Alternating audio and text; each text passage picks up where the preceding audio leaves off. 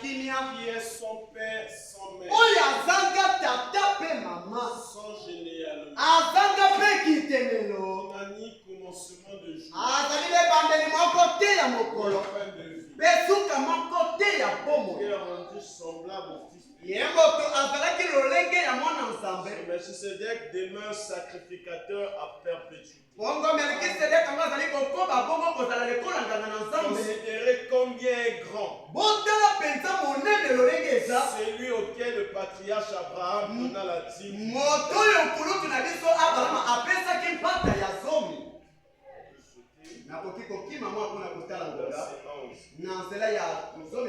Si donc la perfection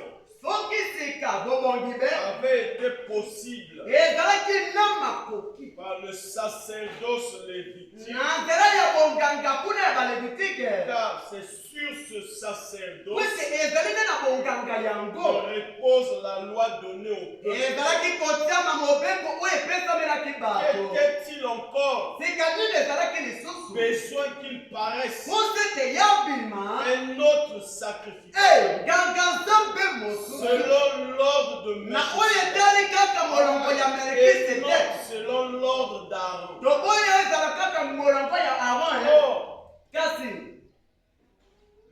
Car le sacerdoce étant changé, nécessairement aussi il y a un changement de loi. En effet, celui de qui ces choses sont dites appartient à une autre tribu. Donc aucun monde n'a fait le service de l'autel. Car il est notoire que notre Seigneur est sorti de Juda. Donc Moïse n'a rien dit. Ce qui concerne le sacerdoce, cela devient plus évident encore. Quand il paraît un autre sacrificateur à la ressemblance de Melchisedec. Amen. Hébreux chapitre 9, verset 28.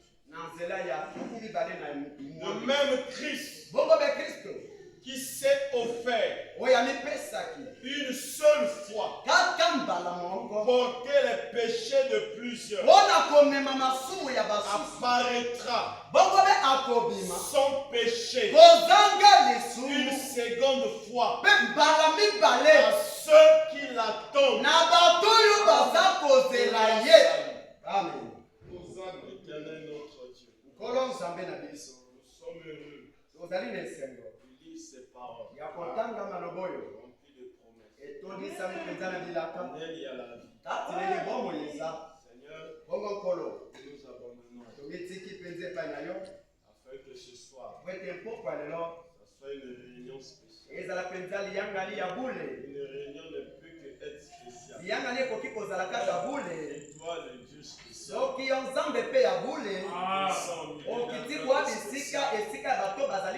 nous passerons un moment spécial. Voilà pourquoi nous nous abandonnons. Écarte l'homme du chemin. Et toi seul, tu sois celui qui parle. Nous te le demandons au nom puissant. Seigneur Jésus, dans sa position d'aujourd'hui, Dieu vous bénisse. Le Seigneur vous bénisse. Amen. Très heureux de se retrouver ici. Septième saut tabernacle. Amen. Nous parlons d'un sujet et les hommes de Dieu vont essayer de développer pendant 3 jours. Le titre c'est le 3e sacerdoce et son impact. Amen. Et c'est un sujet très capital qui est en rapport avec l'épouse du Christ. C'est le nœud même du message. Amen. Parce que ne pas comprendre cela.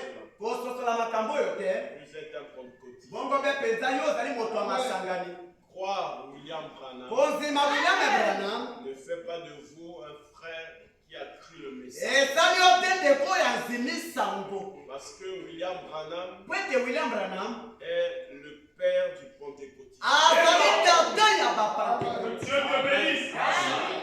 Tous les pentecôtistes connaissent l'onction qu'ils ont vient d'un homme.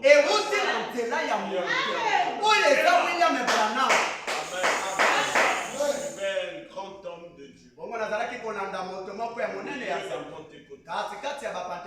Il a dit la semaine passée, l'onction qui œuvre en moi, ça vient de la lignée de William.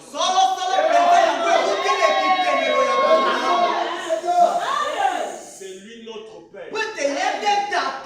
C'est lui qui a impacté Tommy Osborne. Avant, Osborne était son puissant. Il est parti en Inde, il a échoué. Et quand il revient en Amérique, il a vu Dieu œuvrer au travers. C'est de là qu'il a reçu la chose. Et le Tommy Osborne, Vanek Haïdi Nabal, qui est le père du réveil en RDC. Et c'est de là que tous ils sont sortis. Amen. Mais pourquoi ils reconnaissent William Branham alors que William Branham aussi, à un certain moment de sa vie, les gens qui le considèrent comme un frère spirituel, comme le père du réveil, ont fini par le rejeter. Lorsque le sacerdoce était changé, il ne pouvait pas avancer jusqu'à ce stade. Ils l'ont rejeté. Ils ont dit qu'il a perdu la vie. Il commence à prêcher les hérésies.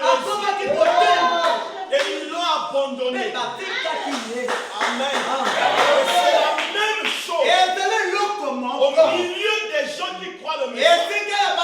On connaît William Branham dans la première phase de son ministère. Et quand on rentre dans la deuxième phase, il y a personne qui arrive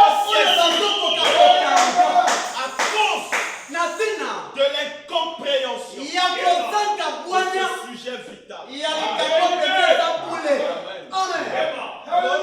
Bongo. Remarquez mes frères. La Bible nous parle. C'est Paul le grand enseignant. Il a enseigné le Nouveau Testament. Lui qui était un juif, enseigné par Gamaliel, connaissait la loi. Amen. Et c'est lui qui va nous enseigner au milieu des Hébreux qui sont des Juifs qui étaient assis sous la chaise de voyaient Moïse. Il va leur prêcher que ce que Moïse nous avait dit, qui était le sacerdoce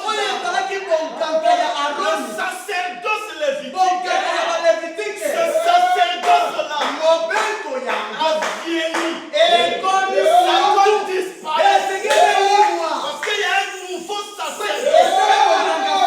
C'était fort en ce jour. Aujourd'hui on peut lire, ça paraît simple, mais c'était difficile. On s'est brûlé en ce jour. De quoi cela?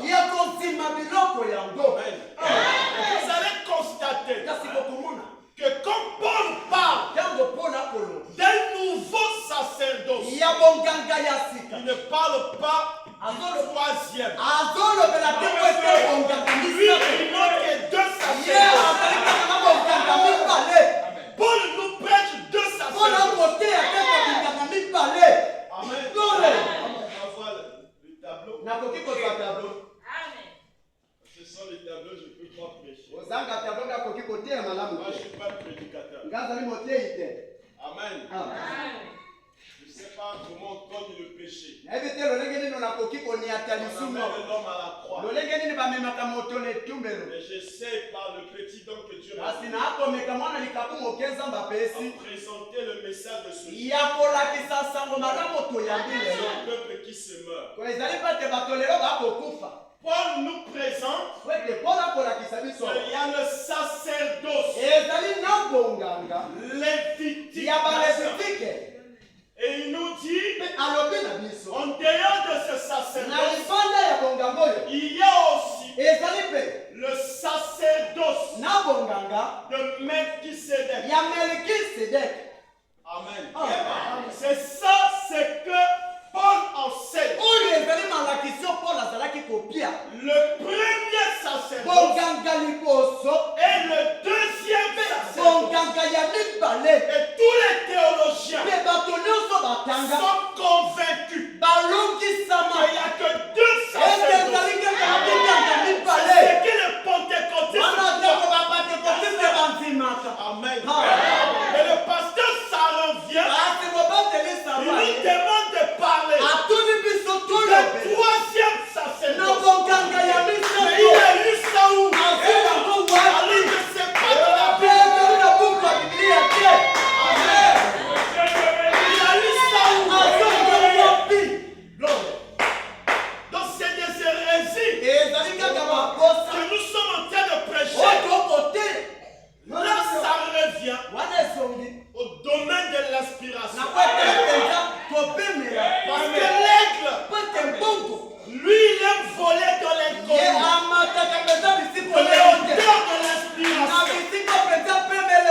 C'est là où il faut des enseignants de la parole qui puissent prendre la Bible. Que ça soit les 2 sacerdotes. Nous montrer qu'en dehors de cela, il y a un autre sacerdoce qui est écrit, mais entre les lignes, c'est la mission et le travail qu'on nous a donné ce soir de faire sortir un autre sacerdoce en dehors de ces 2. Et c'est ce que, par la grâce de Dieu, nous allons essayer de faire. C'est là le rôle de ministère. Le ministère n'est pas seulement à répéter ce qui est écrit. Mais il doit aller au-delà. Dans le domaine de l'inspiration. De prendre la typologie. De montrer au peuple ce qui était. C'est ce qui sera. C'est ce qui s'accomplit. Amen. Alors, comme Paul nous enseigne, le changement du sacerdoce, il nous donne la raison. Pourquoi on change de sacerdoce? Amen. Parce que si on ne comprend pas la raison, nous n'allons pas saisir le but pour lequel ce sacerdoce est venu. L'apôtre Paul nous dit que le premier sacerdoce était devenu inutile et devait disparaître parce que ça ne pouvait pas amener l'adorateur dans le problème. C'est la perfection. Parce qu'il faut qu'on traite le problème de la perfection pour que nous comprenions le sacerdoce. Amen. Alors c'est quoi la perfection? La condition nécessaire pour l'enlèvement. Parce que Dieu cherche une église qui n'a ni tâche, ni rien de la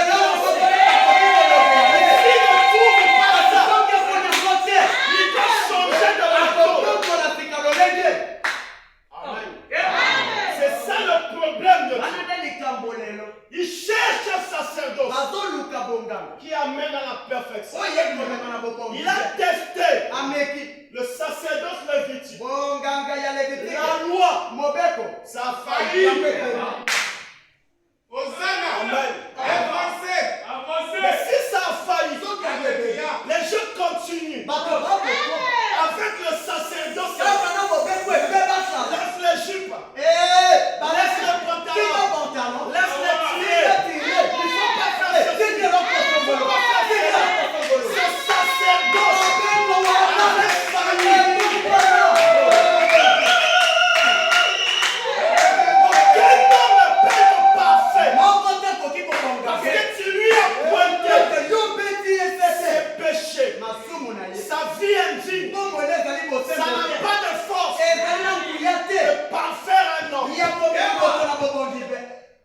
Alléluia. Avant que nous comprenions la perfection, il nous faut retourner dans la Genèse pour que nous saisissions. Qu'est-ce que Dieu vise? Amen. Savez-vous que quand nous devenons parfaits, nous retournons en Éden. Amen. Mais quel Éden? Nous retournons. Amen. La perfection nous ramène en Éden. Le 7e saut, c'est le retour en Éden. Quel Éden? On sait qu'il y a 2 Adams. On sait qu'il y a 2 Éden. Amen. Le premier Adam n'était pas parfait. Il était créé un être imparfait. C'est à cause de cela qu'il est tombé. Amen. Comment on peut ramener les gens à un modèle qui n'était pas infaillible? Adam était créé. Et celui qui l'avait créé savait qu'il devait tomber à cause d'une chose.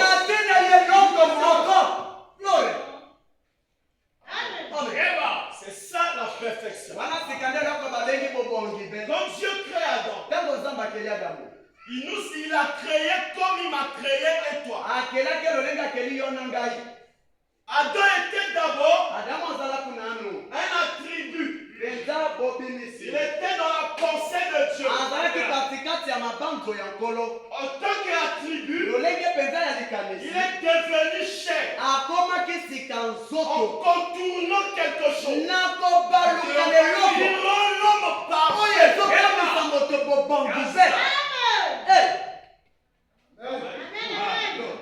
Adam a contourné ce que Jésus avait. Et Adam a contourné la théophanie.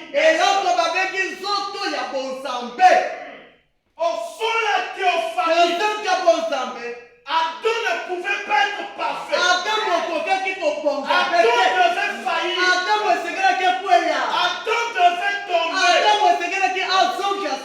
C'est dans la même condition que tous les humains sont venus. On a contourné la théophanie pour être tenté, pour manifester les attributs de Dieu. Amen.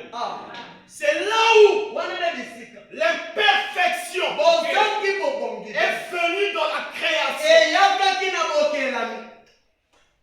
Est-ce qu'on peut dire amen?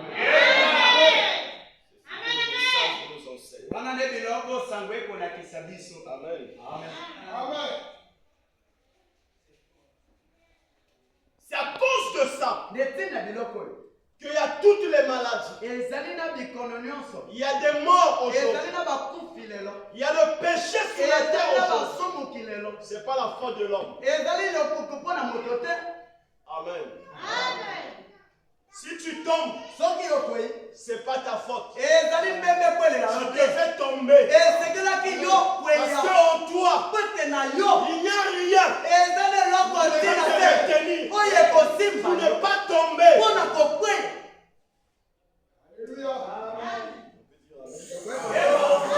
Malgré toute ta volonté, malgré tout ce qu'on te dira, il n'y a rien que tu peux faire qui peut te parler. Même si Adam jeûnait, de jeûne et de prière, on devait tomber. Même si on avait imposé les mains, on avait ajouté les pieds, Adam devait tomber. Il ne pouvait pas épargner. C'était plus fort que lui. C'était une loi qui était placée dans sa chair. Voilà pourquoi quand Paul est venu, il dit misérable que je suis. Qui me délivrera de ce corps de péché? Pendant que je veux faire le bien, c'est le mal que je fais. Qui me délivrera?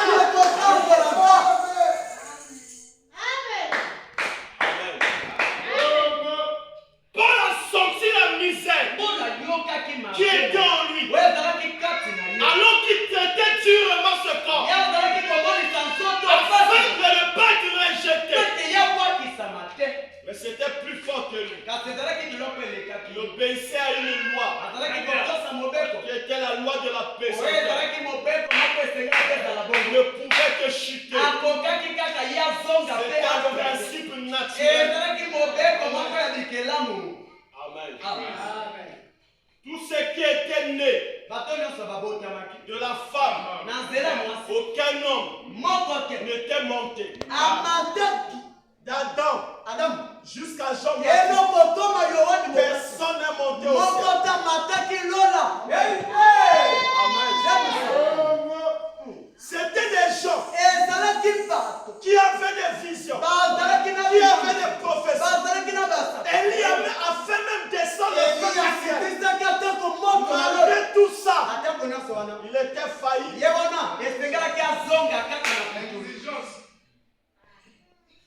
Amen. On leur a donné la loi de Moïse. Ils ont essayé.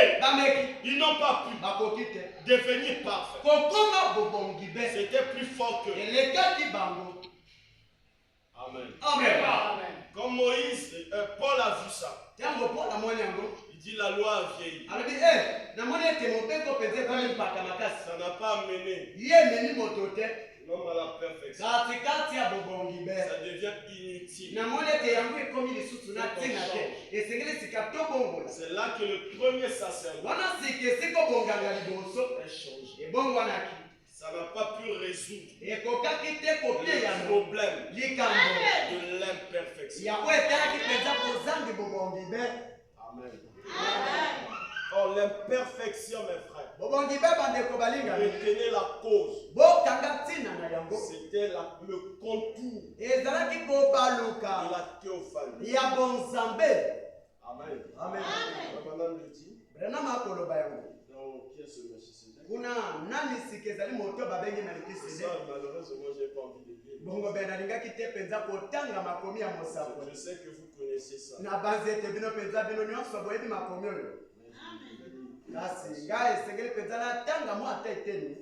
Amen.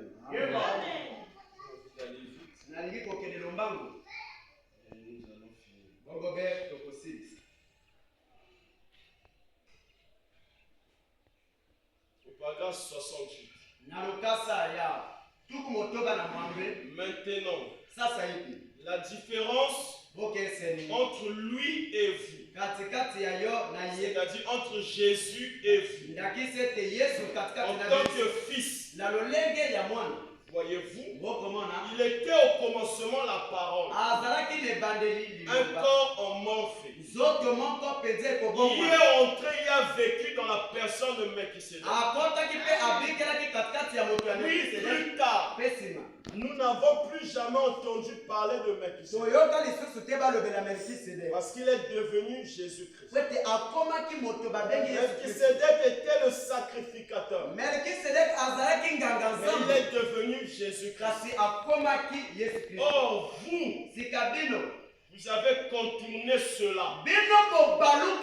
Parce que sous cette forme, vous connaissez toutes choses. Vous n'avez encore jamais été capable de connaître cela. Vous êtes venu comme Adam, comme moi. Je veux dire amen. Nous sommes venus comme Adam. Pourquoi, frère? Retournons en Éden. Ce n'est pas l'Éden d'Adam. Là-bas, c'est imparfait. Amen.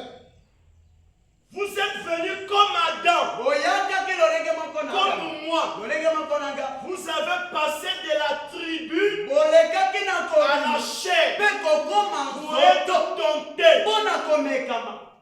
Mais lorsque cette vie ici sera terminée, 3 points de suspension. Si cette temps où nous habitons sur la terre est détruite, nous en avons déjà une autre qui nous attend. C'est là que nous allons. C'est la parole. Amen. Donc nous sommes venus comme Adam. On a contourné la théophanie pour être tentés. Amen. C'est là le nœud du problème de l'humanité. Et Dieu savait cela. Parce qu'il n'est jamais surpris par un événement. Il connaît la fin avant le commencement. Et il connaissait qu'il y avait un plan pour ramener l'homme dans l'infaillibilité. Amen. C'est ce plan-là qu'on appelle le plan de la rédemption. Amen. Et dans ce grand plan de la rédemption, c'est ce que nous essayons de voir. Par la grâce de Dieu. Dieu va choisir un homme. Cet homme, c'est Abraham. Parce qu'il est écrit dans le livre d'Ésaïe. Vous qui cherchez l'Éternel, portez les regards vers Abraham, votre père, car c'est lui que j'ai appelé. On ne peut pas parler du troisième sacerdoce sans parler d'Abraham. La première fois on a entendu avec Abraham, dans la typologie du troisième sacerdoce, le retour de la Genèse avec Abraham. Amen. Il faut que nous ayons d'abord l'idée qu'il y a 3 sacerdotes.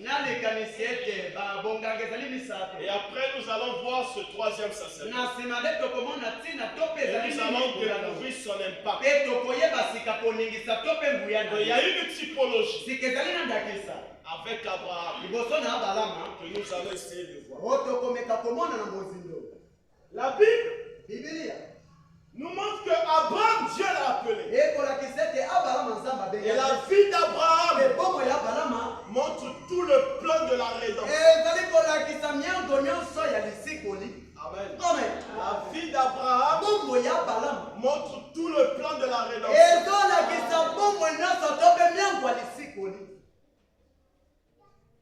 Abraham, Dieu l'appelle. Dans Genèse 12. Sors de ton pays. Va dans un pays que je te montrerai. Je ferai de toi une grande nation. Il s'appelait Abraham. Dans Genèse 14. Ou 15, je pense 14. Abraham était séparé de son neveu Lot.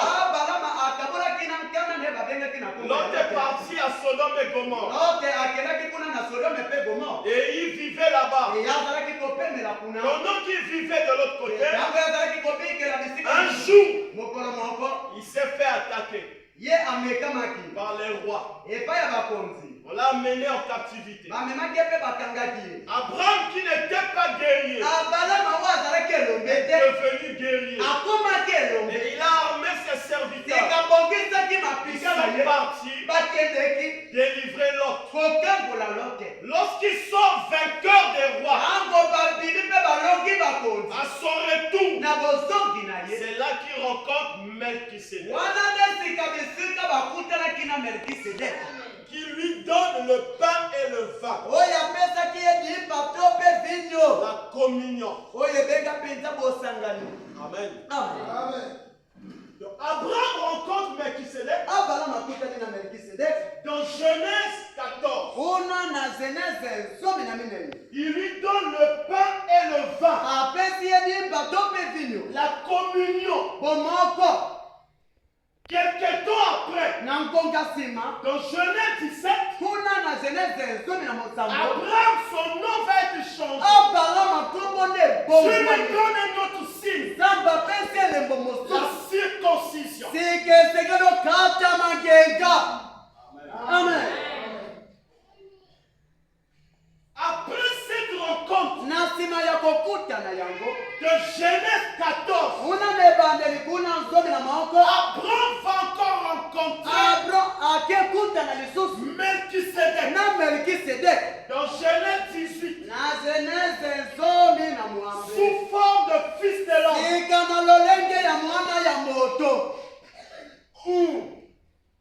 Amen. Amen. Abraham rencontre Melchisédek dans Genèse 14. Il lui donne le pain et le vin. La conséquence de cela, ça amène le nom d'Abraham à être changé. Ça amène Abraham à voir la circoncision. L'impact de la rencontre de Genèse 14 de Melchisédek sous son premier sacerdoce. Amen. Donc il y a deux phases du ministère ou du sacerdoce de Melchisédek. La première phase a eu un impact dans Abraham. Ça lui a donné la circoncision. La deuxième chose qu'il rencontre Melchisédek, parce que Elohim, qui n'a ni père ni mère, c'est toujours Melchisédek. Dieu en morphée, qui change de forme. Amen. La deuxième fois qu'il rencontre Melchisédek, ce n'est plus Melchisédek qui donne à Abraham le pain et le vin. C'est maintenant Abraham qui va nourrir Melchisédek. Pendant qu'il nourrit, pendant qu'Elohim voulait passer, Abraham a eu la puissance. On ne passe pas.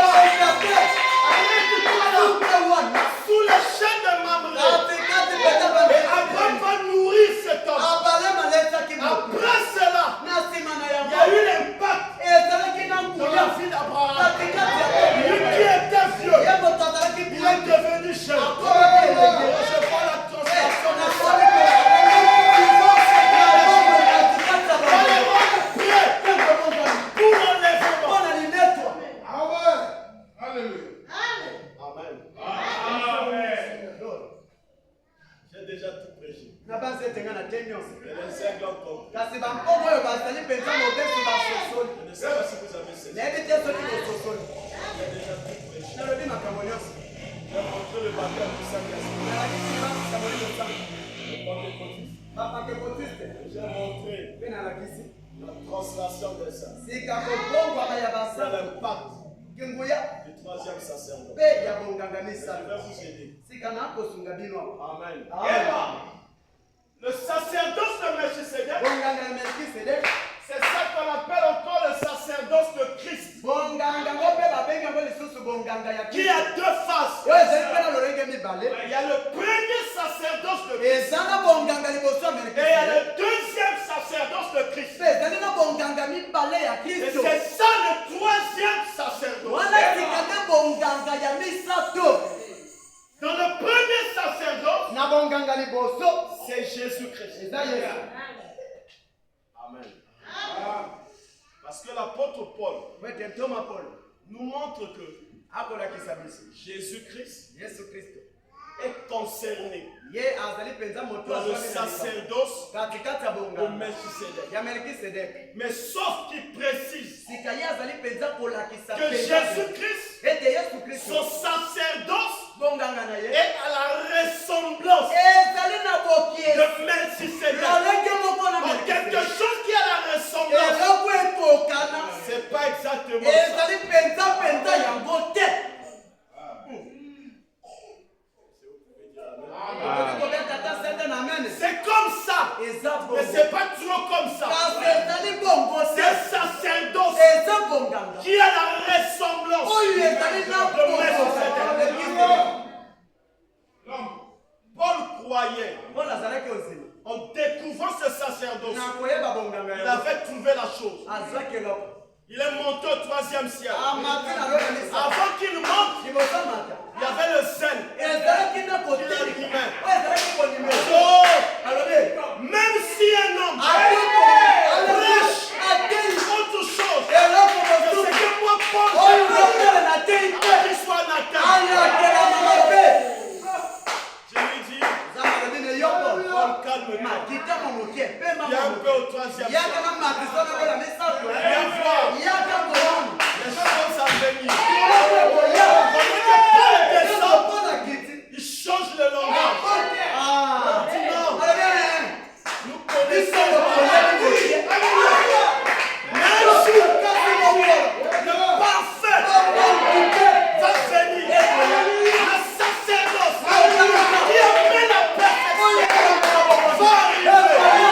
Quand ça va arriver, le sacerdoce partiel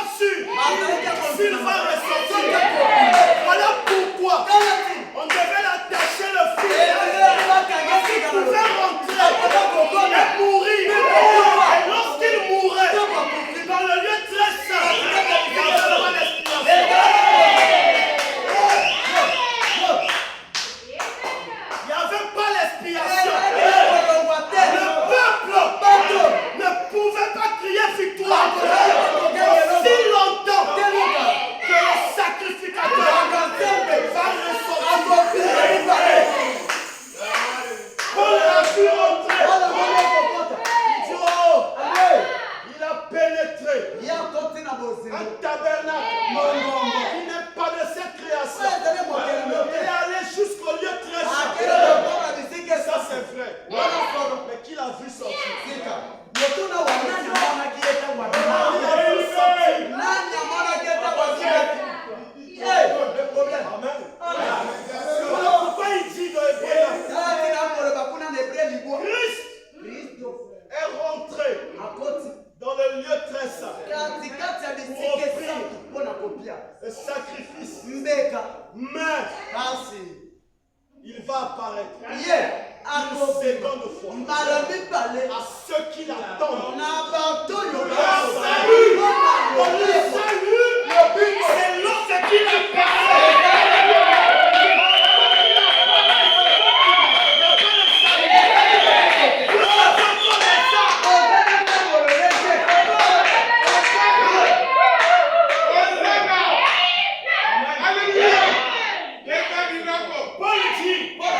Nous qui avons reçu les armes, les prémices de l'esprit, ils avaient avant vous, mais nous attendons le jour de la révélation.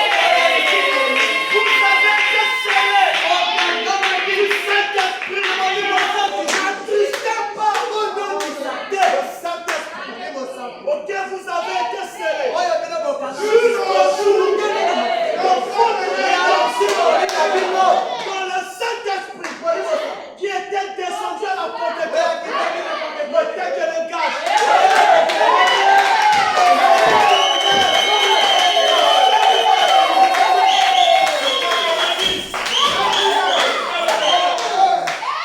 Le gage, c'est pas la chose.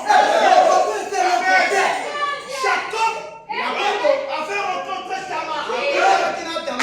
Tamar exigeait une chose.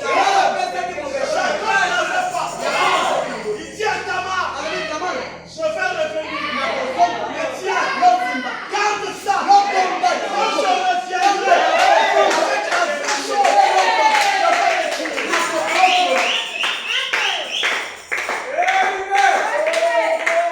mais il apparaît à quel moment?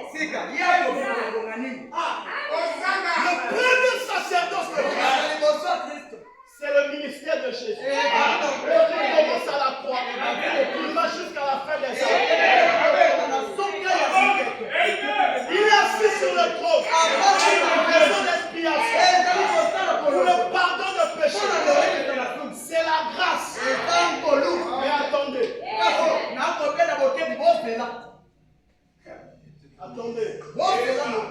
J'ai lu dans le message un homme s'appelait Daniel Curie. Cet homme-là était mort. Il arrive au ciel. Amen. Il se présente devant les anges. Il amène son titre. J'ai été évangéliste. J'ai gagné beaucoup des âmes. Il faut que je rentre. On lui a dit attendez. Ici, il s'agit des gens qui ont le nom dans le livre de vie de l'agneau. Dans le livre de vie de l'agneau, le nom a été écrit le même jour que le nom de Jésus. Il faut que ton nom soit écrit le même jour que le nom de Jésus. Si on n'a pas, on ne peut rien faire. On a regardé. Il n'y avait pas Daniel Curie. On a dit à Daniel Curie. Ici, il n'y a pas de grâce pour toi. Amen. Il n'y a pas de grâce pour toi. Mais qu'est-ce que je veux faire? Dans ce cas-là, aller au jugement du trône. Daniel Curie s'est vu voyager dans l'espace et le temps, traverser l'enlèvement, aller jusqu'au millénaire, revenir à la deuxième résurrection. Là, il trouva la grâce. Donc, Il y a la grâce et il y a la grâce. D'un côté, il n'y avait pas la grâce pour Daniel Curie. D'un autre côté, il y avait la grâce pour Daniel Curie. Il y a deux grâces. Il y a la grâce du salut et il y a la grâce de l'enlèvement. C'est pas la même chose. Amen. Hosanna. Mais pourquoi le nom de Daniel Curie n'était pas trouvé au premier endroit? Il n'y avait pas la grâce pour lui. Il n'avait pas reconnu le message de son Dieu. C'est-à-dire, qu'est-ce que Christ a fait en ce jour? Amen. Qu'est-ce qu'il a fait en ce jour? Le Christ qui est rentré dans le lieu très saint, il a traversé les âmes. Après cela, le Père dit, le Seigneur dit à mon Seigneur, assieds-toi à ma droite, jusqu'à ce que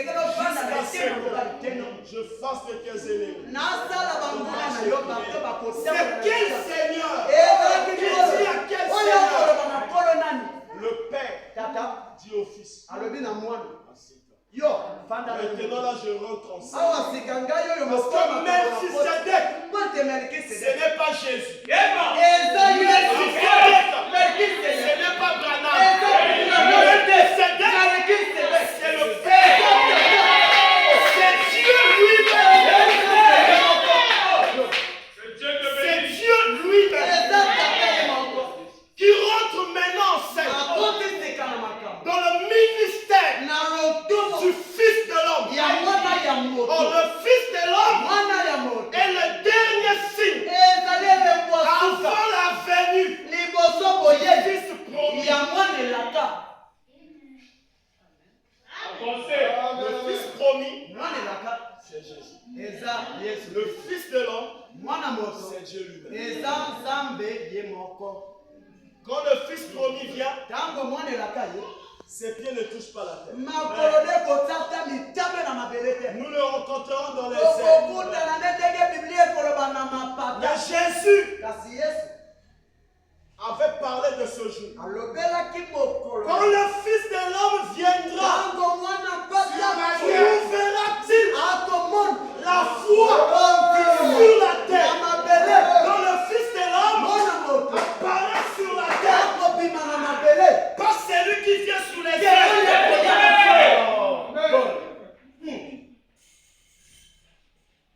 C'est Dieu lui-même qui s'incarne dans un Fils de l'homme. C'est ça le changement de sa sœur. Dieu qui descend dans la chair de Branham, introduit un sacerdoce nouveau. Quand Jésus est mort à la croix, le bois du temple s'est déchiré. Il a fait de nous un royaume de sacrificateurs. Il a l'ouverture des sceaux. Il n'a pas fait de nous un royaume de sacrificateurs. Il a fait de nous des souverains sacrificateurs. C'est Elohim qui descend pour amener des Elohim. Hosanna! Alléluia! Quand il vient comme roi théophanique, il descend avec une autre théophanie. C'est la seule chose que l'homme avait continué qui empêchait la perfection à l'ouverture des sceaux. Il descend pour distribuer des théophanies chacun de nous. Et il prend tout ça, il le met dans Branham, comme Branham prêche.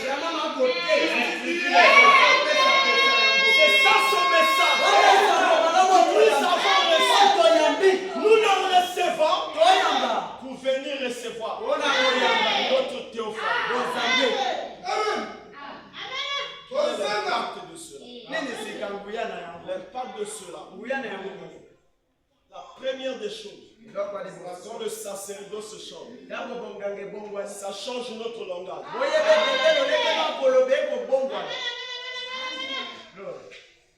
Montre-moi ton langage. Je vais savoir si tu es en cause le sacerdoce change. Le sacerdoce ne peut pas changer. Ce qui est l'impact sur vous. Je peux vous aider. Quand le sacerdoce change dans Branham, change de langage. Souvenez-vous de mon histoire. Petit aiglon. Je ne suis pas le fils de Charles et de Laban. Mais nous on savait depuis tous ces temps-là. Tu nous avais présenté ton père. Tu nous avais présenté ta mère. Charles est là. Mais qu'est-ce qui se passe? Il dit non. Je ne suis pas le fils de Charles. Dope ela Branham. Ngayo yo bomone ezali pesa o asanga tata pe mama Elohim. Katikati ya mtoto wa moto.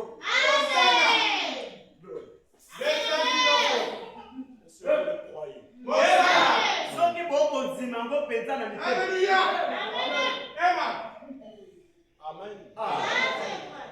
Ça change ta vie. Je ne serai plus le même. Parce que la chose change lorsque tu reconnais ton jeu. Et ce changement-là a un impact sur toi. Cet impact commence dans ton âme. Ça va gagner de planche en planche. Jusqu'à gagner tout ton être. Il y a beaucoup de choses à dire. Le troisième sacerdoce est venu à l'ouverture de la parole. Dans la dispensation de la perfection. On ne peut pas parler de perfection sans la venue de Dieu. Il n'y a pas de théophanie. C'est le roi Théophanie qui est venu.